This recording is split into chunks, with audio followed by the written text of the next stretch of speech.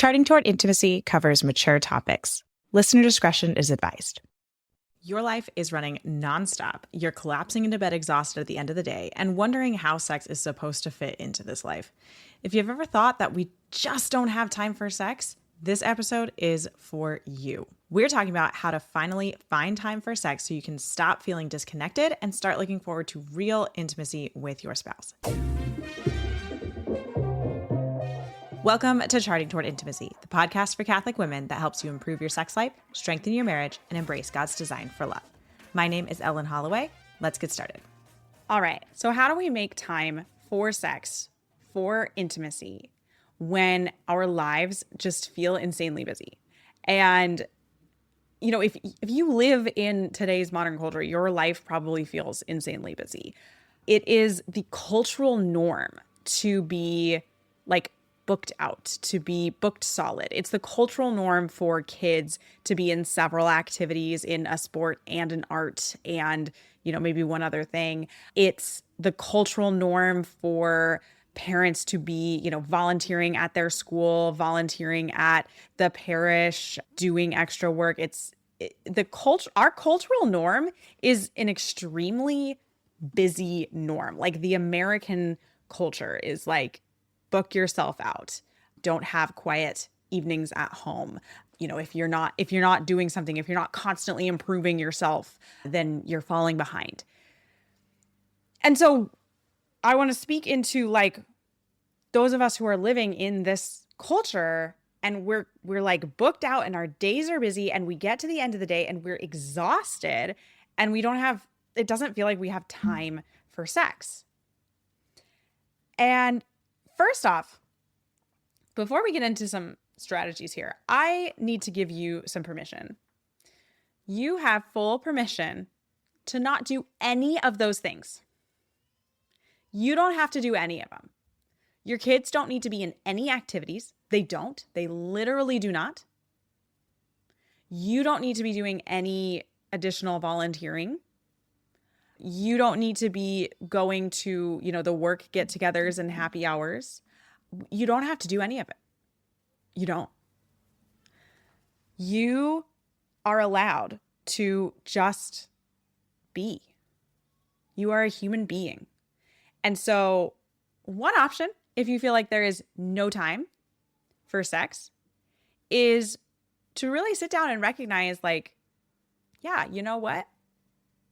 We actually don't have to do these things that we signed up for, that we committed to.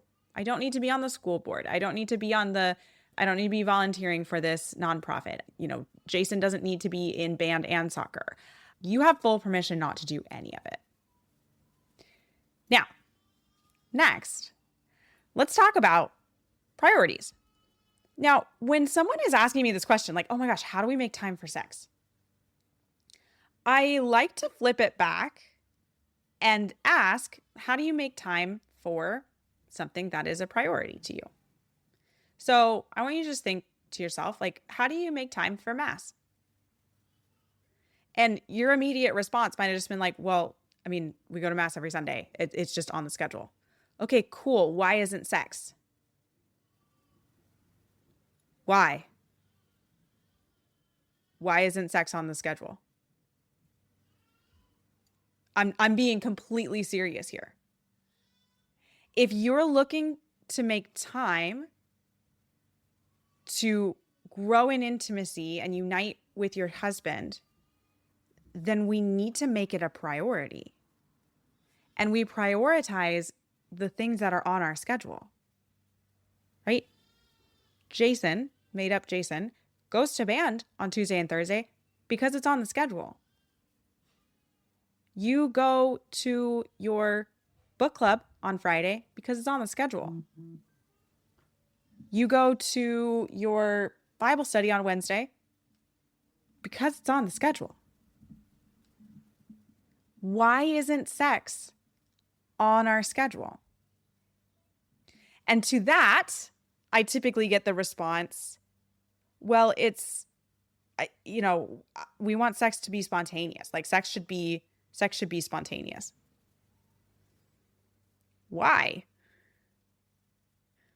Why are we looking for spontaneity with sex? I truly don't understand why we're looking for spontaneity. Spontaneity means that something was not planned at all. Spontaneity means it wasn't a priority.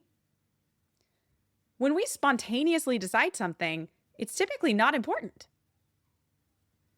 If we spontaneously decide to buy Cheetos in the checkout counter, that's not important to us. It wasn't on the shopping list. It's also probably not super healthy for us, right? Spontaneous decisions are typically not good decisions. I mean, think about the rest of your life and think about the spontaneous decisions that you make. Are they good and healthy and rightly prioritized decisions? Probably not. Like, spontaneous decisions are not our best decision making. So again, I circle back to, if we're looking to make time for sex, we need to prioritize it. And if you are very, very busy, then truly we need to schedule it. And the only reason that sex might feel closed off or obligatory if we schedule it is if you make it that way. Like, if you tell yourself because it's scheduled, then it just becomes a checkbox item, then it will become a checkbox item. Like that's just how it works. But if instead you schedule it, and that means that you now anticipate it and look forward to it and you plan for it and you get excited and maybe you clean up the room a little bit in anticipation for having sex later that night, or you pick out some pretty lingerie in anticipation for having sex later that night, and you're spending your whole day anticipating having sex, and so your body and your mind are more primed for it, and because you were anticipating it all day, you actually conserved energy in other areas so that you would have the energy and the brain capacity to be fully intimate with your spouse, then sex has actually just gotten 100 times better. See, scheduling sex is not like, I do not understand why scheduling sex has gotten such a bad reputation. Because scheduling sex doesn't automatically turn sex into just like an obligatory duty or a checkbox item. Like, scheduling sex means we're prioritizing it. And if we schedule sex and that day comes, right? So let's say we schedule sex for tomorrow evening and that day comes and just like stuff has hit the fan that day and it's just a mess, right? We're not locked in to having sex that day. You can still talk to your spouse and explain the situation and be like, look, this day was crazy. I was not expecting it. Let's have sex tomorrow morning. Let's have sex tomorrow night, right? You can reschedule it. That's okay. Scheduling it is about making it a priority.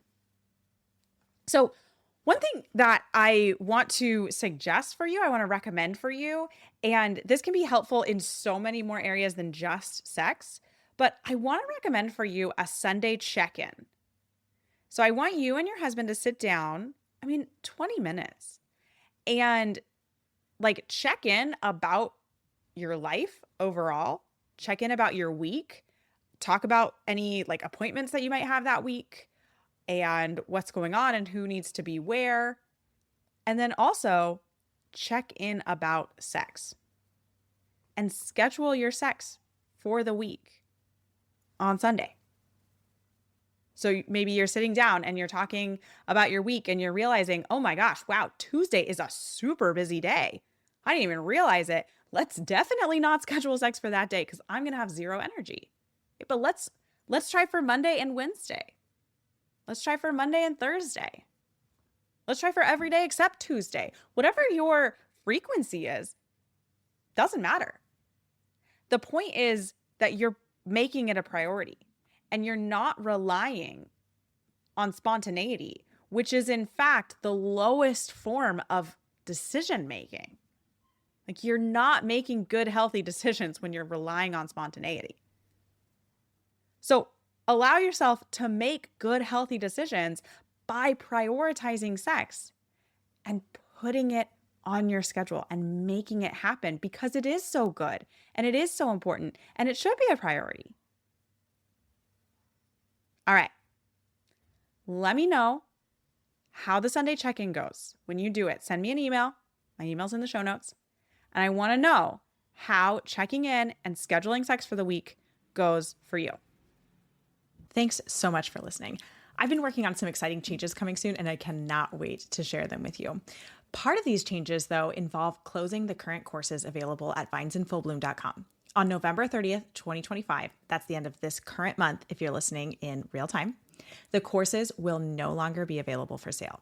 Anyone who enrolls in courses or purchases a guide has lifetime access, though. So if you've been on the fence about getting the orgasm course for Catholic women or picking up the Catholic sex positions guide or any of the other courses or guides that I sell, now is the time. These will be closing after November 30th. So go to vinesinfullbloom.com/courses for all of our available courses and guides.